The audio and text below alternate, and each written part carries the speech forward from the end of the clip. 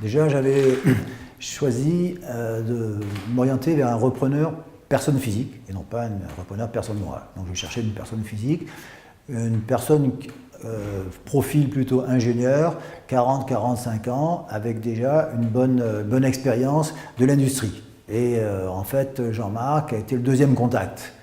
Donc j'ai passé une annonce en janvier et j'ai eu des contacts en mars. Alors la rencontre avec Yves s'est faite par l'intermédiaire du CRA.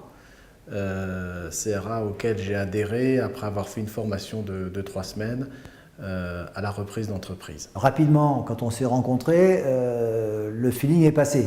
Donc le feeling, ça veut dire un certain nombre de choses. Ça veut dire d'abord partage de valeurs. Bon, il fallait qu'il ait l'expérience, il fallait qu'il ait le profil. Bon, mais le profil, c'est une chose. J'ai toujours senti chez lui la volonté d'arriver au bout. Et de ma part, c'était aussi une volonté d'arriver au bout. Il n'y avait pas non plus de rapport de force ni de chantage. La relation, elle s'est construite au fur et à mesure de nos échanges et de nos rencontres. Il n'y a jamais eu de précipitation ni dans un sens ni dans l'autre. On ne se sépare pas d'une entreprise qu'on a créée comme ça.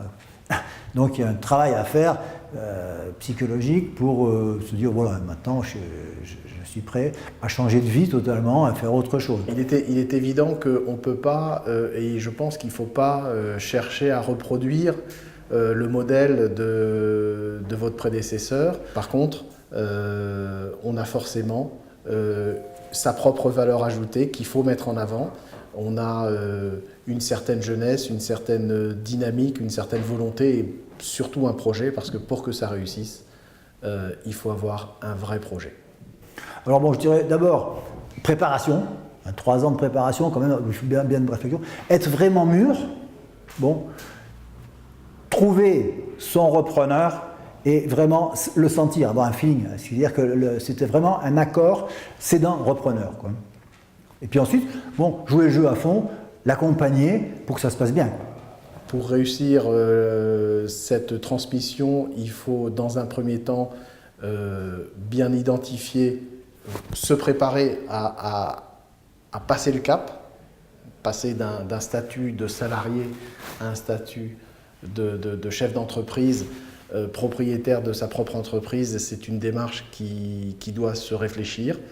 On ne peut pas dans toute la phase amont se dire je suis sur le marché du travail et en parallèle je vais regarder ou rechercher une société à reprendre. Il faut faire un choix. Et ensuite, je dirais qu'il faut foncer, mais il faut le faire avec beaucoup d'humilité. Il faut garder sa personnalité, il ne faut pas se mentir à soi-même, il faut rester crédible.